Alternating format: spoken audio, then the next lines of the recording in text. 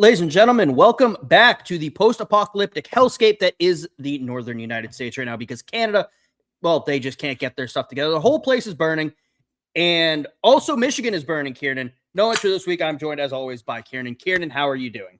I'm doing well, man. How are you? I'm doing much better than Ward Manuel, who may be out of a job as soon as tomorrow. He has been under investigation by the University of Michigan due to allegedly knowing about Sherrone Moore's affair with Paige Shriver. And he warned Sherrone Moore about traveling with his assistant in 2024 in the midst of their affair. And the Michigan Regents are expected to discuss the investigation on Thursday. Kieran, what are your thoughts on Ward Manuel? I'm kind of torn between it isn't his purview to make sure that there's no scandalous things going on in Michigan. But at the same time, if he doesn't know, he can't just go around on a crazy witch hunt for anything. Now, would he have found something in an investigation? Possibly. I think if he had previously known about it and tried to cover it up, which I guess is kind of the point of this investigation, that he did know, that's one thing, but it's very much a kind of wait and see sort of situation. Like, because if he did cover it up, it's just a scummy thing to do as a human. It makes the rest of the university look bad. It makes you look incapable of doing your job. And it's just the final kind of, it's not even a hurdle. It's more just a sad ending to an otherwise very melancholic kind of event. It's going out with a whimper, basically. Yeah, it's the last, tying up the last loose end here. Ward Manuel, the last one really involved with this. I think at best, Ward Manuel is incompetent. At worst, he intentionally covered it up. Because if you have to tell your coach, hey, your assistant shouldn't be going on these trips. No other assistants are going on these trips with the team. Why is she going explicitly? Ward Manuel is also being sued because allegedly he did know about it per the lawsuit. I think I lean, or this whole time I've kind of leaned in the he's incompetent camp. You fired Sherrone Moore while he had told you that he was going through mental health issues. You fired him without a mental health representative or a member of HR present, which allegedly is what started this downward spiral of his showing up at Shriver's house and threatening her and blaming her for this. So incompetence there. If you didn't know about the affair, you have no idea what's going on within your program. A program also embroiled in other scandals. Like, this is not Michigan. It's not Sherrone Moore going rogue. This is just Michigan being Michigan. Yes, they won a national championship while he was there. Yes, the basketball team has been good while he has been the athletic director. But it all has this in the background. Basketball has been relatively safe. They haven't really done much to get this attention. But with football being as big as it is, in the number one sport in college people care about most of the year, and that just could be SEC bias on my part, Alabama historic bias on my part, saying football is bigger than it is. It's always going to be there for Michigan. You really just need to clean house. I think that there's plenty of, you might have to pay a buyout still. I think there's plenty of reason to just get rid of him, regardless of what this investigation finds. Yeah, and that the same thing goes for not firing Sherrone Moore way beforehand, because it's one of those things, like, he was a perfectly fine coach. He was perfectly kind of acceptable level after, the scandal of Harbaugh. But at the same time, and the Connor Stallions thing, but at the same time, it's like, if you just did away with him right then and there, all of this would have been, completely avoided. Because he was an okay coach. He wasn't brilliant. He wasn't terrible. He was perfectly fine as a transition coach. Go out, find somebody better. And I guess it seemed like they just kind of didn't really want to go and search for anybody else. And I don't know if there was something in the background, but at least publicly facing. They weren't really going after anybody else, which is kind of dumb when you consider that replacing the caliber of Coach Harbaugh is way harder to do than replacing the caliber of Coach Moore. You can find another Coach Moore. It is difficult to find another Harbaugh. Yeah, and I think it might have been, he did pretty well when he filled in for Harbaugh at one point. It might have been a backroom deal.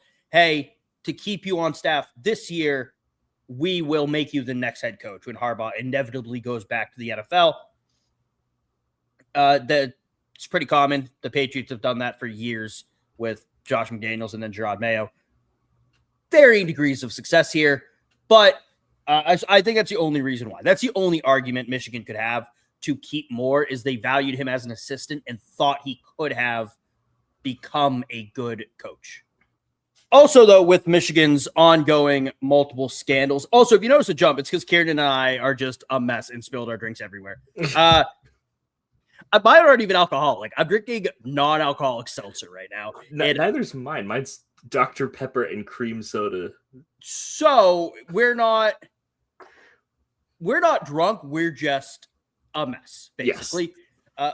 But sticking in the theme of Michigan and things being a mess, Paige Shriver is also, not saying she's a mess, by the way, I'm saying Michigan's a mess, is filing a FOIA lawsuit to ensure truths and facts come out, as well as requesting punitive damages against Michigan. So we'll probably know real soon if Ward and Michigan knew about Sherrone Moore's affair.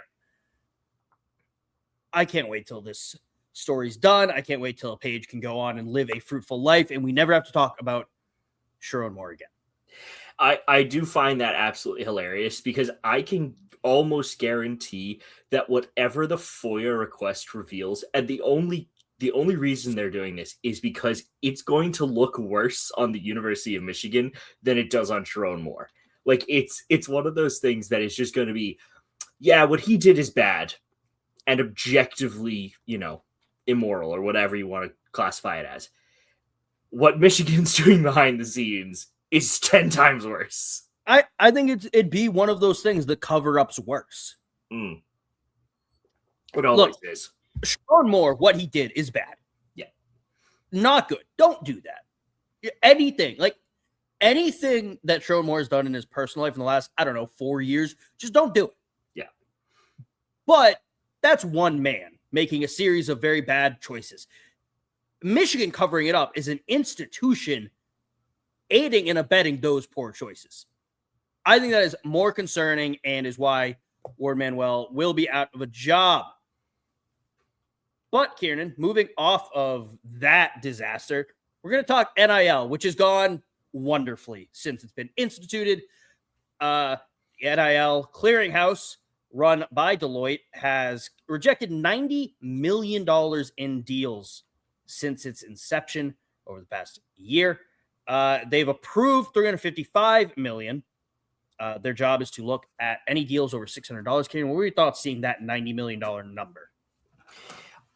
So the $90 million number initially really stuck out to me, because I was like, okay, well, what are they rejecting them for? So after doing a little digging, I realized that it's not the fact that they've gotten some deals and rejected others. It's that they are willfully picking and choosing which deals benefit them the most, which is just basically the same thing that the NCAA and all of these schools have been doing since its inception. But there's just A, more money involved, and B, it's no longer a college affiliated thing. And you're just like, okay, so you've traded one monster for another.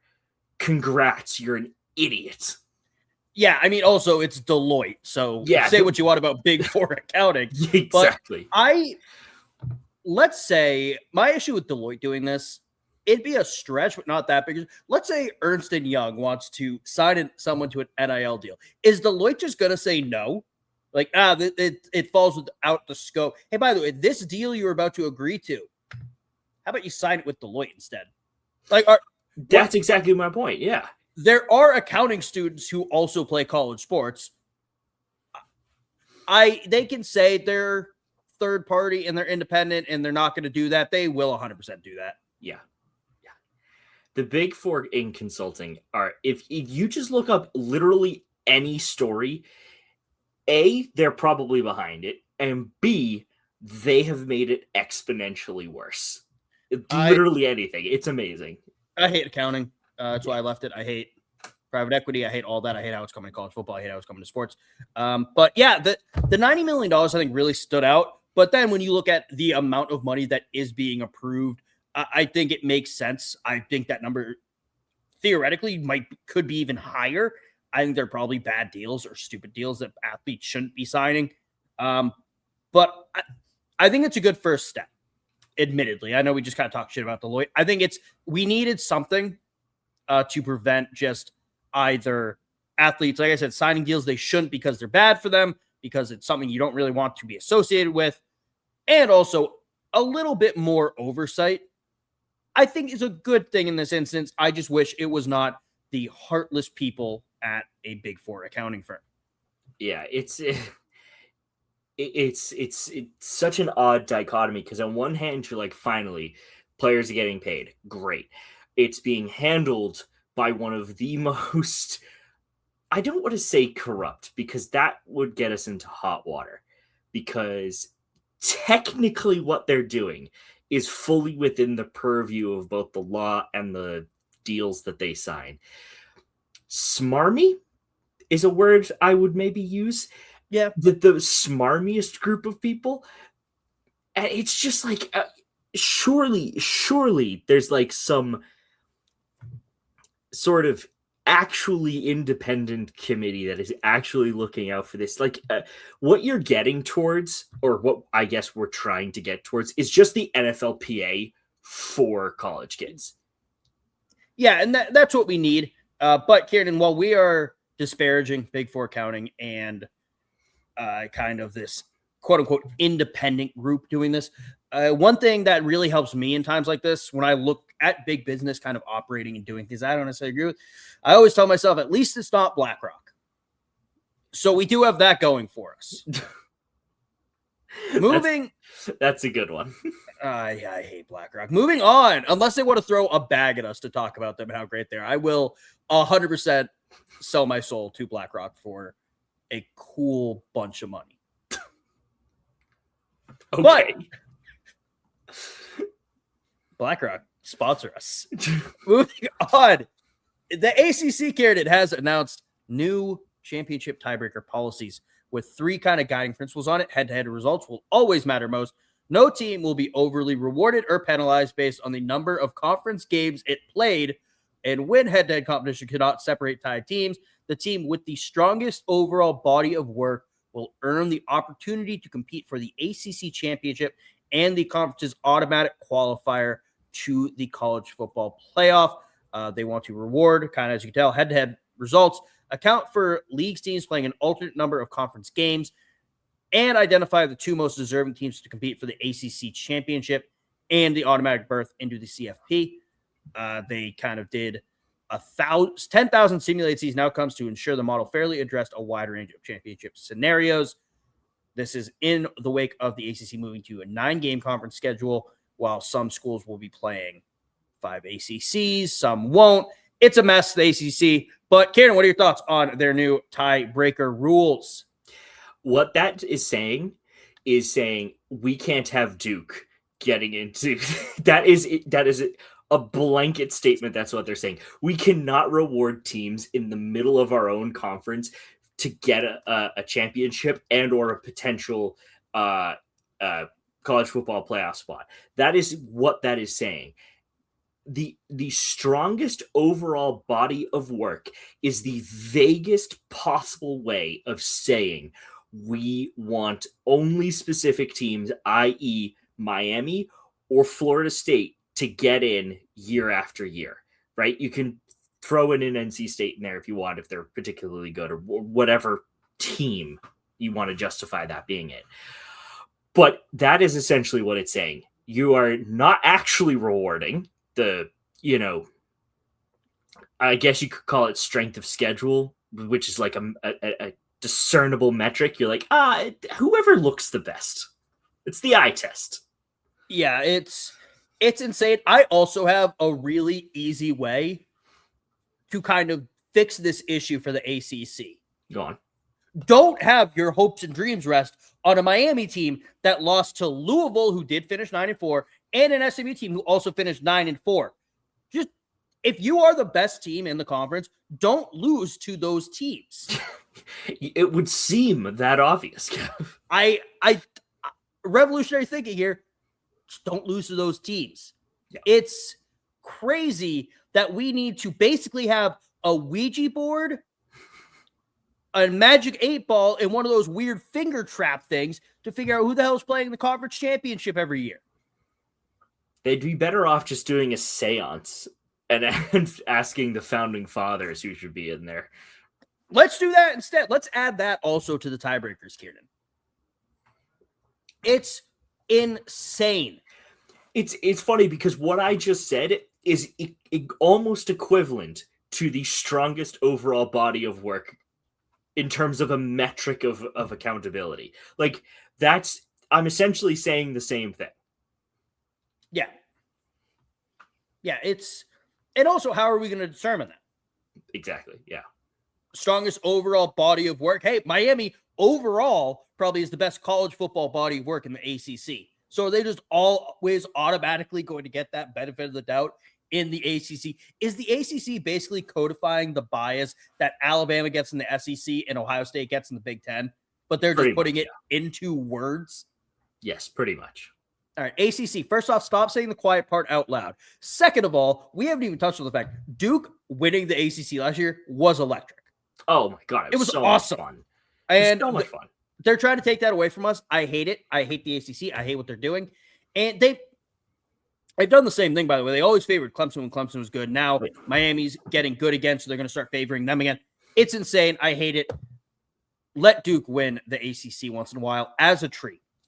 Yeah, because it makes the competition as a whole more fun. Yes, the team that's going in might get blown out in the first round, but let them have that hope. Yeah. Yeah, it's insane. Brian Kelly. Well, we're talking about, I don't even know what I'm doing this. I don't like Brian Kelly. We're talking about fun and the ACC being awful. Brian Kelly's also awful. There's your segue. Brian Kelly is open to being an assistant coach if he ever returns to college coaching. And also he said he never said he left Notre Dame because they couldn't win a national championship.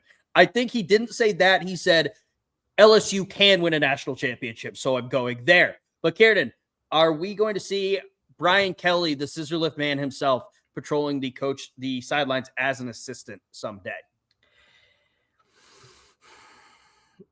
Yeah, I think probably. I think, I think he's a good enough coach that he can get picked up by a Power 4 school as an assistant or as a offensive coordinator or something where he can make the most of his situation. He still has the knowledge and the wherewithal to run a offense or defense like that. Whether that will transition to him getting a full-time role again, I don't know, but it's not out of the question that he'll get another coaching gig. That's right. I don't think he will ever be an assistant coach because I think he will get a head coaching job. I think if Nick Saban were still around and had Nick Saban's school of embattled coaches, that he would just hire old head coaches who got fired, I think then we might see him as an assistant or an offensive analyst or special assistant to the head coach or something. I think now with Saban gone, there's no one. There's probably a lot of people who could teach Brian Kelly a thing or two. I don't know if he believes that in his head. I think he's trying to sound humble. So I don't think he will ever be an assistant coach. Yeah, I suppose that's fair. I will say one thing, despite the disparaging remarks we always make about Brian Kelly, he did commend Marcus Freeman very well. And he didn't make it sound like he was a total douche about it either. So for once, I think we can actually commend Brian Kelly on commending somebody else. Yeah, no, that's true. I don't know. I can't tell if Brian Kelly's a bad person or not. Yeah. He's not a good person. Yeah, but is it so much like he's not a bad person, he's just a dick? Yeah, or is it like the Ward Manuel situation? Yeah. Best case scenario, he's just an idiot for everything he's done. Worst case scenario, he is a bad person. I think it's somewhere in the middle, but I don't know how far to either side it is. Speaking of bad people, though, Kieran. Yeah. Tennessee is going back to Adidas, and they have some new blackout uniforms. And I hate that orange still. I hate it a little bit less with the black. Yeah. It does look like Halloween, though. It does. They really have a few times to wear it.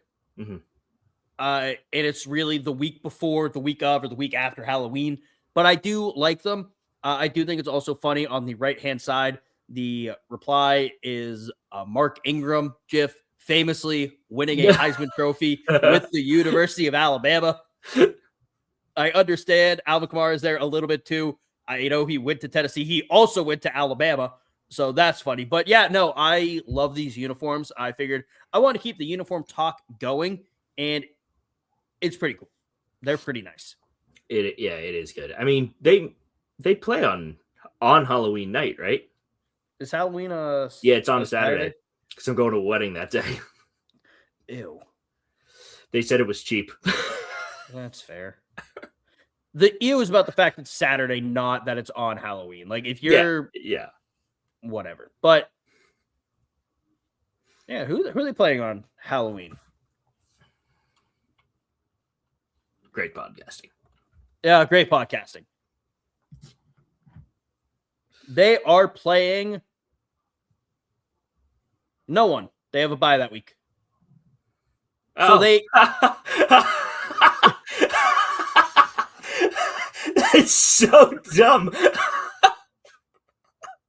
Yeah, let's come up with a sick Halloween jersey and turn the SEC into a jack-o'-lantern and then just not play. Yeah, so they can either wear it the 24th at South Carolina or the 7th versus Kentucky, which makes more sense wearing that at home. But yeah, no, I actually very much like that uniform.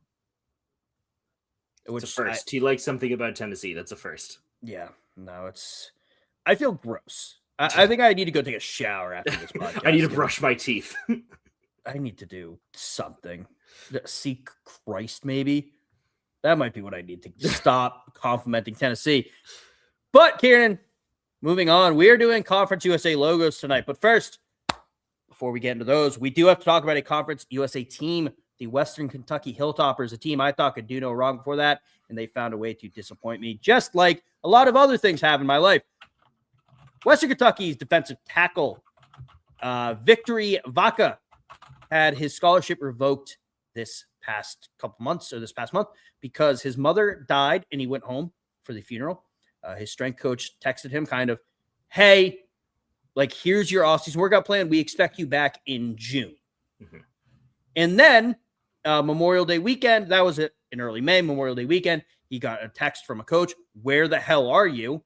And was kicked off the team. He looked to enter the transfer portal, but he could not because they said he was kicked off for not showing up. So he cannot transfer to another school. Vaca admits he also could have communicated better. But I think Western Kentucky really comes out looking like a bunch of assholes in this one. This is what the transfer portal was supposed to fix. If they have an issue that he went home for his mom's funeral and then they want to kick him off the team, fine, let him go somewhere else. No. It's insane, and I hate it, Kieran. Do you have any other thoughts besides that? Pure anger I have. Yeah, it's one of these things, classic miscommunication, and like it's all over articles and things like that, but like seriously, just communicate with people. When I have my trains delayed from Philly back home, I always text Kev. I'm like, I either can make it or I'll be late or something of that nature. but like it's such a simple thing to communicate or even double check, with somebody else within the organization. So yeah, you heard from your strength coach or your D tackle coach or something like that. Well, check with the head coach. I'm sure you can get his number or get him on the phone for something. And yes, it is a extremely dumb way to have done these things. Just if you want him off the team, just say restriction of aid. Like that's one of the exemptions that you can get from the NCAA, right? That is a completely valid reason to either push him out of the team, whether on purpose or not, or genuine, things aren't working out. You're not back home. You need to go see, be with your family. Totally understand. It's such a simple thing. So why did it get to this? It's frustrating as hell. Yeah. And I think Western Kentucky's saying just processing him as a failure to report and making a disciplinary dismissal after telling him come back after May is insane. You had a coach tell him that he was expected back in June. So why the hell are we just kind of going, oh, well, he didn't come here, so we're just going to, boop, disciplinary dismissal, can't go anywhere else, effectively ending his career. Yeah. And it sucks because, he probably certainly did want to continue on playing football. I mean, probably going to go to the draft after this, I would assume. Yeah. Huh? Yeah, I think he bounced around a bit. Bit too much, yeah. He's a better player than I ever would have been. But yeah, that's not saying much. Yeah, it's not saying much. I don't want it to come across as I'm talking down the guy, but I do think he kind of went a few places, went to BYU, and then he transferred. I think he transferred a few times around college. Yeah, but 4 times actually. Yeah. Yeah, let's see. Okay, cool. Thanks for loading. All right, Texas Southern, BYU, I think he was at one point. He's bouncing around. So I hope for the best for him, and I hope Western Kentucky can make this right. But, Kieran, let's talk Conference USA logos now. We're coming near the end, Kieran, and we only have a few conferences left. Conference USA, though, where are we landing? Honestly, that's strong across the board. They're all good. They are all good. I like the stars around the first one on the top left. I think that is very much giving USA, America. I do like the one right below that, the kind of shine they have with the white accent marks, and the silver star is nice. The top right, and I'm going to explain why I'm seeing this. I worked at baseball fields when I was in high school and college in the summer, and we had softball tournaments there all the time, and I had to work them. That logo looks like a girls' softball logo for high schoolers. Okay. And with the star around it. Yeah, that's why I don't like it. I'm traumatized. Right. I had to be up at 5 a.m. and I didn't leave work until 10 p.m. It was awful. Okay, yeah, that does, does suck, but it's objectively, it's not a bad logo. I think objectively it's okay, but subjectively, I hate it. I genuinely don't think I can pick a favorite. That's fair. These are such good logos because you're right. The stars around Conference USA in the circle, very patriotic. The 3 more modern ones are all nice, crisp, clean. There's no faffing about. They're just solid logos. I think if I were to make a guess, I think I'd go top right, purely to spite you. That's fair. I will say, actually, top right's not my least favorite. Which is your least favorite? Bottom middle is my least favorite. The newest one? That is not the newest one. Oh, so okay. It's top left, top right, bottom left, bottom middle, bottom right is the order. I had to fit them all.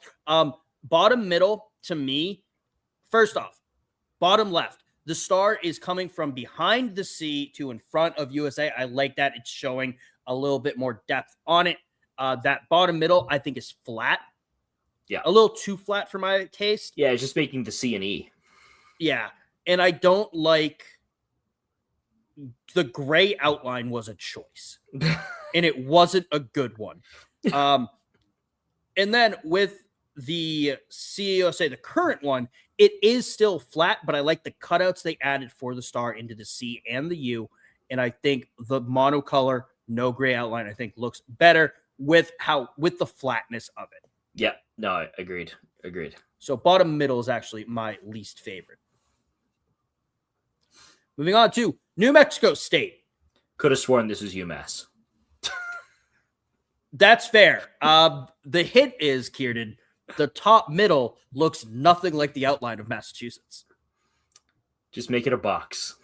Just cut off the bottom part and just make it a box. That is fair. Top left is giving knockoff Pistol Pete for me. I know that's not it's not an original logo. A lot of places have used it, but I just associate that with Oklahoma State so much that in New Mexico's right there. They're pretty close. Not really. They're very far apart, actually, but because everything's right there. Everything's far apart out there, but they're everything right west there. of the Mississippi is just a barren wasteland of nothingness next to nothingness. I'm going west of the Mississippi next month, and I am not looking forward to it. Actually, I am. I'm very excited for it. But I love state outlines, Kieran, and I would take a bullet for state outline logos. So top middle for me is a strong contender. I also like bottom left, though. Yeah. Okay. So I agree with you most of the time on state logos. Okay. On state logos, I think they can be very good.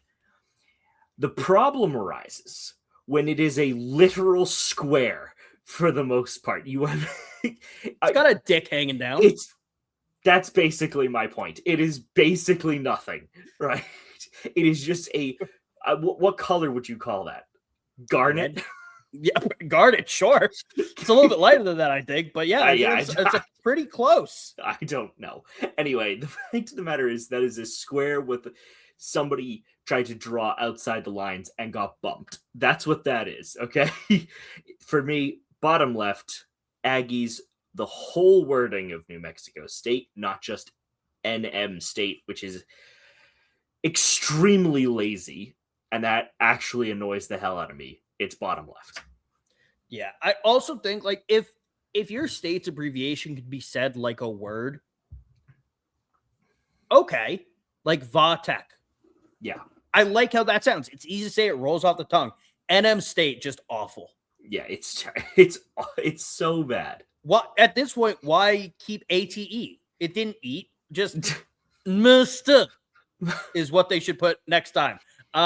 Also, I would like to point out they did try to go with the lasso look. It's like, nope.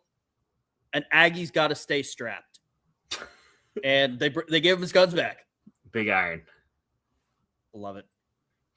All right, so bottom left for you, top middle for me, because I am a slut for these state logos, just like say let's put a sailor hat on. I'm not going to finish that thought. Liberty.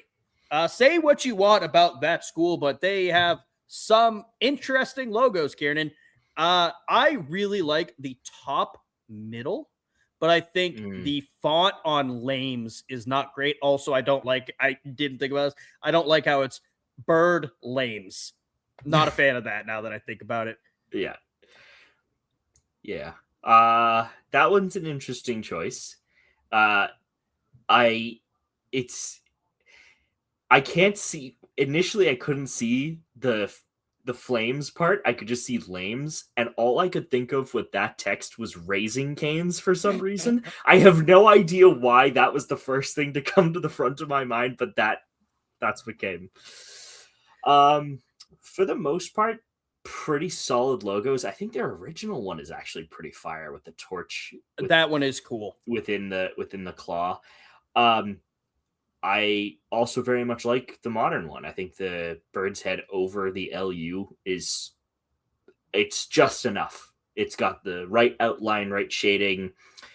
It's clearly coming from behind as a sort of aesthetic, if you want.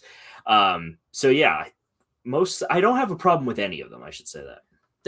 That's fair. I think I never realized that the bird on the current logo is supposed to be like flames that you can't see until you go to one prior where it is very clearly flames, which I love, by the way. Yeah, it's pretty cool. Yeah. A lot of these are giving NBA vibes to me though. Yeah, I see that. Top right, I look at that. I see Atlanta Falcons. Definitely get that. Bottom LU with the flames going back. I just get Detroit Pistons. I don't know why.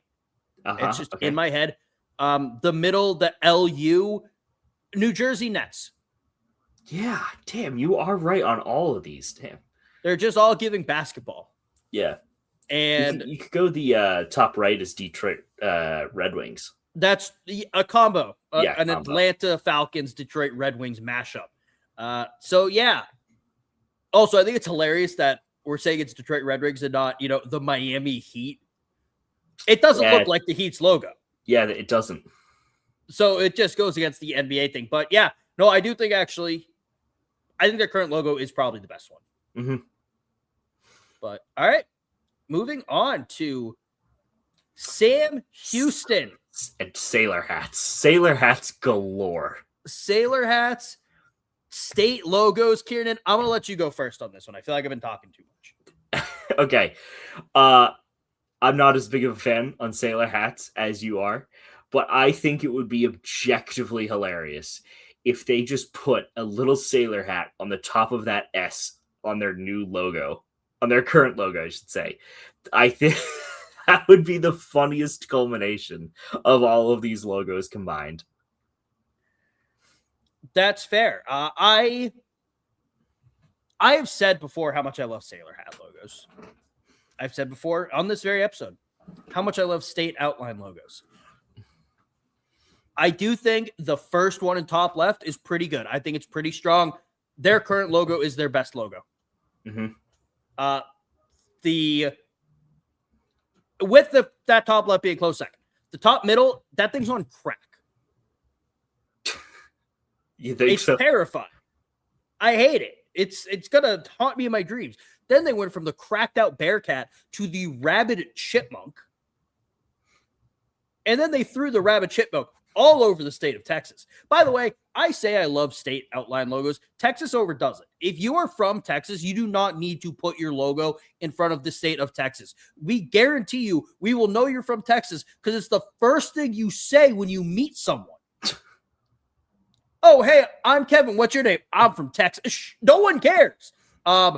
The bottom middle looks awful. Who drew that paw? Also, what the hell's with the knockoff Clemson colors? Oh, yeah, good point. Bottom right, it has a still unique paw, but it looks like it was actually drawn by someone who knows what they're kind of doing. A little bit more classic collegiate font. I'm a fan of the current logo. Yeah, same. And it's unique. It is the block lettering that you see a lot, but they threw something else in there. They separated them and threw a paw in. I love it. I feel weirdly strongly about Texas, I guess. Didn't know that. Middle Tennessee State. Kind of all over the place. Very much all over the place. I will say the bottom middle one they've had for a while, they've just slightly adjusted the colors, and I was going to do all of that. So these are the three different ones they have. Okay. So current one is very cool.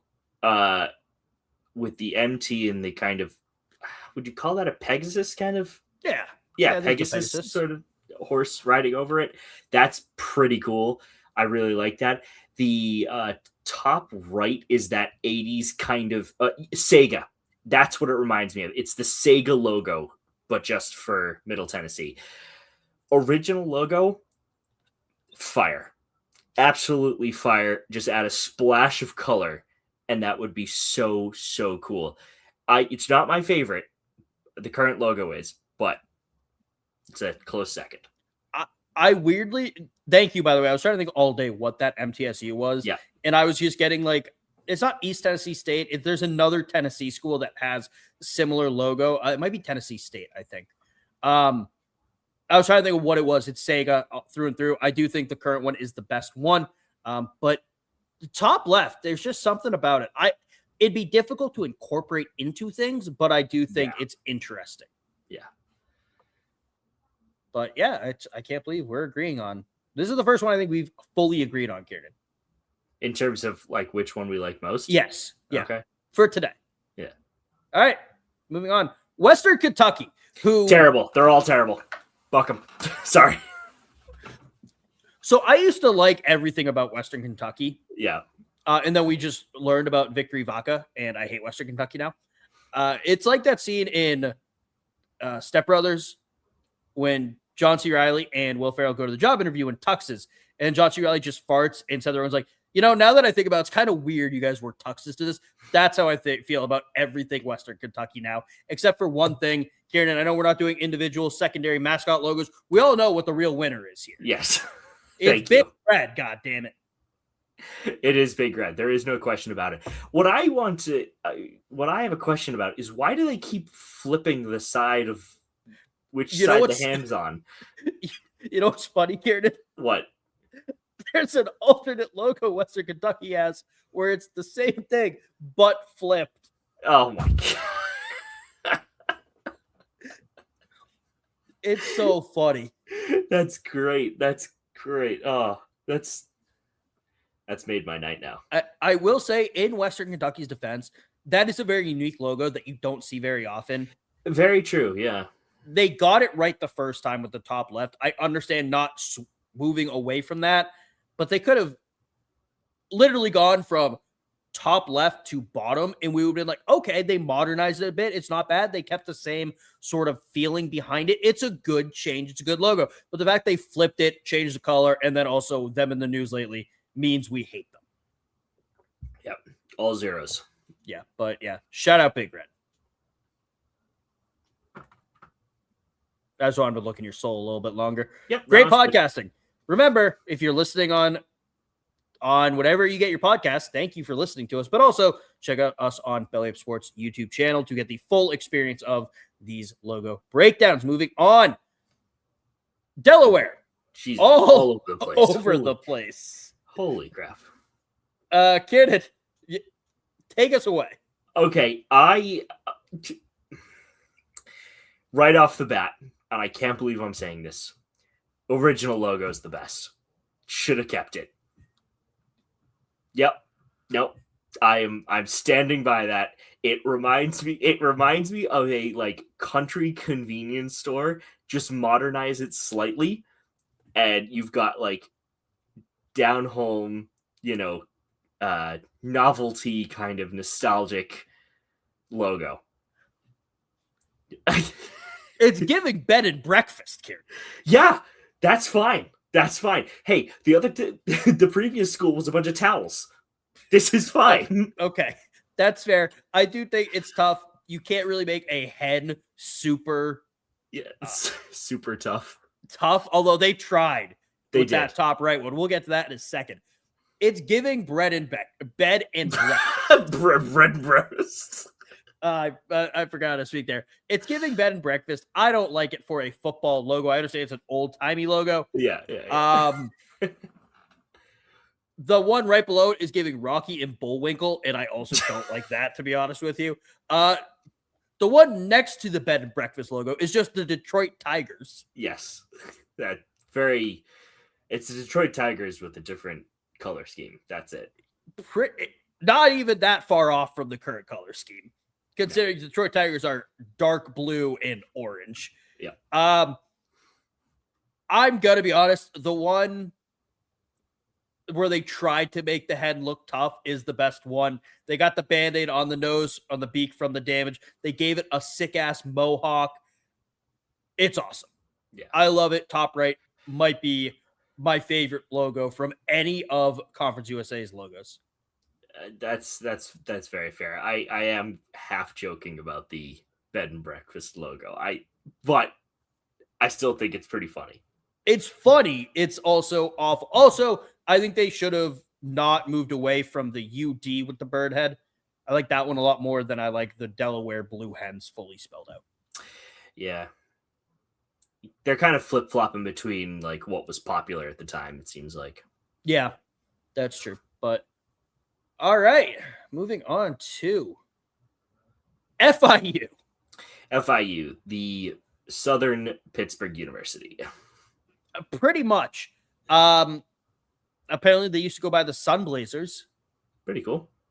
So the opposite of the Sunwalkers or whatever it was from Sun Dodgers. Sun Dodgers, thank you. From Washington, which Yes. is still your contact name and image in my phone. Oh, that's great. So Karen, if you ever forget what it is, I think I've sent you a screenshot of it. So just go look at that. Okay. I don't hate the Sun Blazers, But the issue is it's giving like a pre-canned lemonade you get. Yeah. That's bought canned in Florida. Yep. 100%. 100% behind you on that one. The top middle is so they do a lot with old horror movies, but like an actor in it is looking up and screaming, and they take the image from that and oversaturate it and mess around with the contrast, and that's the poster, and it's giving that. Yeah. Like the Panther's getting killed in a horror movie. Bottom left is they basically jacked the Florida Panthers logo, it feels, even though it came after. That logo specifically I'm talking about. But I think it's top right, Kieran. The top right one is good, but it gives off an over-enthusiastic work conference event.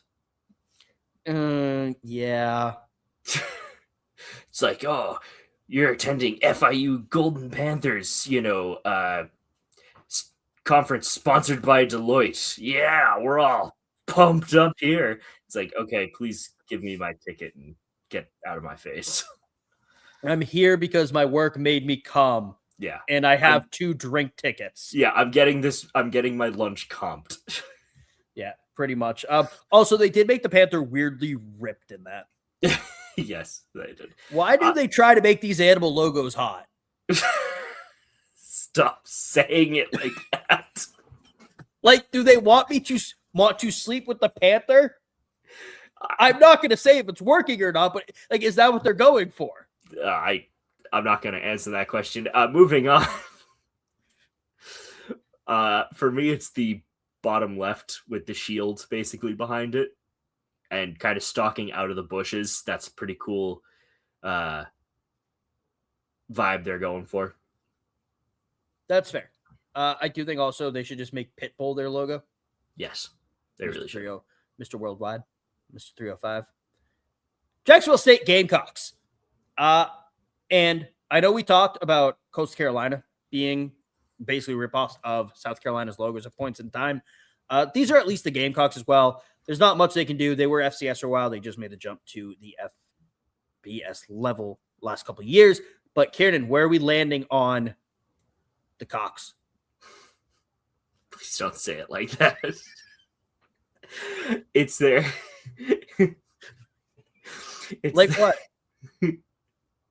Not again. It's their not their newest logo, but their second most recent logo with the bird kind of flying at you threateningly is a really interesting choice of perspective, but it works in this case. Ironically, because the name is so long that the lettering doesn't feel like it's over encumbered on the logo itself, on like the kind of I guess you'd call that the band like around it.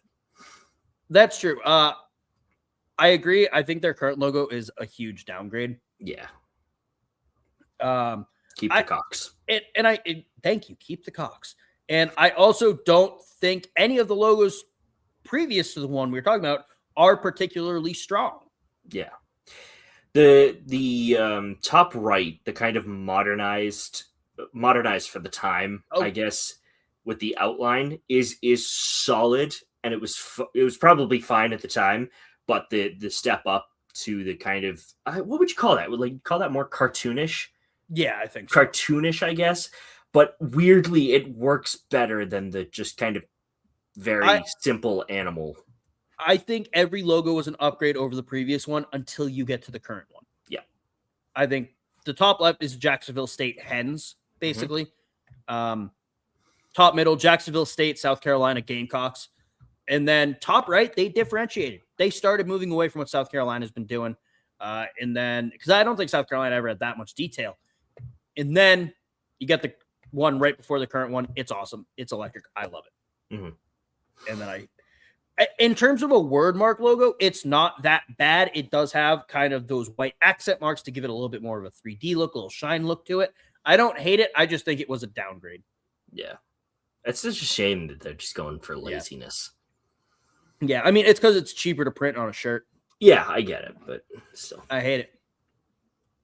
Moving on. Kennesaw. Right. So the answer is the top left, and anybody who disagrees can come fight me. You. Who? You. Yeah, no, I don't hate the current logo, to be honest with you. But I wish they would have just modernized the old one a little bit. Yeah. Which, let's be honest, that's probably what they'll do in 5 years, because that's what every company's doing now. They're changing the logo, making us deal with it and kind of get used to it, and then modernizing their old one because everyone still hates it. Yeah. And for those of you not watching, it's the KS is the new one, and the owl in the O is the old one. And it's very like it's something you'd see off an elementary school team. Yeah, and I love it. Yeah. No, it's very good. Missouri State, they got rid of the text messaging and just kept the bear. I'm okay with that, actually. Yeah, I like it. I like the bear. I think the bear's nice. They also brightened up the red a little bit, but I think the bear's cool. Yeah, it's simple enough that nobody's going to complain. No. Good job. Good job. Well done. One of the newest members of the FBS, and they're killing it. Golf clap. Golf clap. We're moving on. We've already done Notre Dame, Kieran, in the ACC where they should be, but there is another independent, and this is the smallest FBS conference, so we decided to throw them in there. This is the only independence logo that they've done. So, yeah, moving on to Yukon. Concerned dog has a musket. Actual dog, anthropomorphic dog, cartoonish anthropomorphic dog, current logo. Yes. I really like the bottom left. I think that's a beautiful drawing. It is. It is really nice. It's not a husky. No, it isn't. It's very clearly not a husky. Actually, most of them aren't huskies until the modern one. Yeah, no, top right is that if you want to argue, top middle is a husky. It's a cartoonish husky. Sure. I'll give you that one. That's fine. The cartoonish husky has ripped calves. Oh my God. Why are they making the mascots hot, Kieran? I don't know. Top left is just has a 1,000-yard stare. They saw some shit that they wish they didn't see, and that's just their reaction. Top right's an Australian Shepherd. Okay, yeah. Or a blue heeler. Something like that is not a husky. Bottom left, bottom middle are border collies. Yes. So I think by default, I think just their current one's the best because it's the only actual husky. Yes, it is the best, and it like even if they all were huskies, it would still be the best one by a very long margin. But I do love the 1,000-yard stare husky. Yes. Yeah. It's so stupid. Here's the thing about that one. Who approved that? Who went, yes, this is going to be the mascot of our school? I guarantee you it was like they're playing their first like competitive game. They're like, oh crap, we need a mascot. Have the art student draw something really quickly and we'll just submit it. Yeah, it's from 1959. Yeah, but still, you could draw something better than that. Oh, 100%. Considering the one right next to it is from 61. I doubt that art made that big a leap in 2 years. Yeah, logo art specifically. I know that art is ever changing. Yeah, no, it's just I want to know what that dog's seen. That dog has seen war. That dog has PTSD. Yeah, it really does. But also that dog really kind of sums up Yukon football for most of its history. Yeah. Because also Yukon football fans have PTSD. I don't really think there are many, to be honest with you. No. But if they are out there, that's what their faces look like for most of their fandom. They're like, we can do it. And then they turn to their granddad who's like seen everything. And he's just looking out to the 50-yard line going, this is the best they're going to do. Yeah, it's bad. But yeah, no, the current logo is actually, I really like it. But yeah, I think that should be it. I don't know where my mouse is. But yeah, you're done, idiot. so we don't forget any schools ever again. Fantastic. But yeah, so that's our show, Kieran. Anything you want to get off your chest before we get on out of here? Not like topic wise, but just a couple of really, really funny names that have come up recently. Ooh, yeah. So just right off the bat, we're just going to do 4 real quickly. I'm sure people have seen on Twitter, if you don't live under a rock or whatever, but it's Prayer Young Blackgoat, a linebacker from ASU. We've got Mobility, cornerback from Rice. Dude Person, defensive back from Central Arkansas. Dude Person, I mean, you couldn't...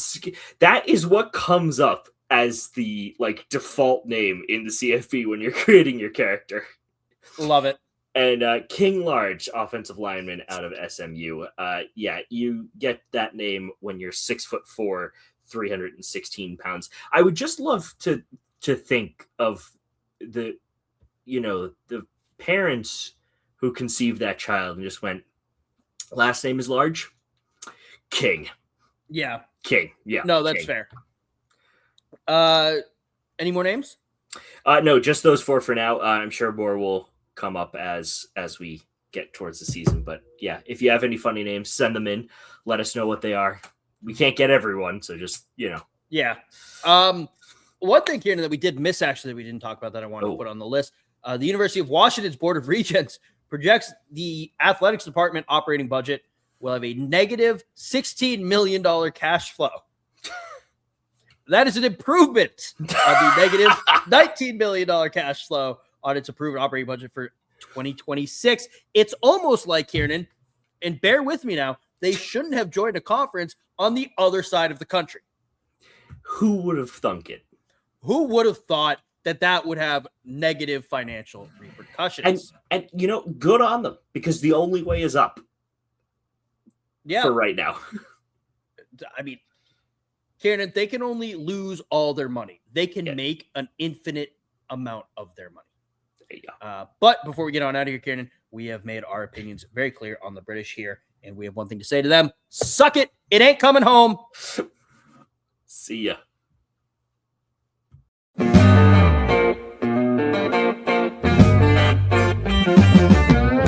They're eating the dogs, Kieran, in Tuscaloosa. They're eating the dogs. You know that? They were They're eating the dogs. Oh, a meth raccoon. Yeah. Just awful. There is nothing good about this. It's the worst possible scenario for the CFP, for the national championship. Notre Dame is a mid-program with really good marketing. And the Michigan players are going to look at that, and anybody who's committing to Michigan in the next years will just go, I want to beat them even more. I wanted to beat them when I first came to the school. Recruits are going to see this. You have, as some fans have put it, a mascot flashing their pop tussie out. Oh, God, that's going to be part of our intro next year. Oh, shit.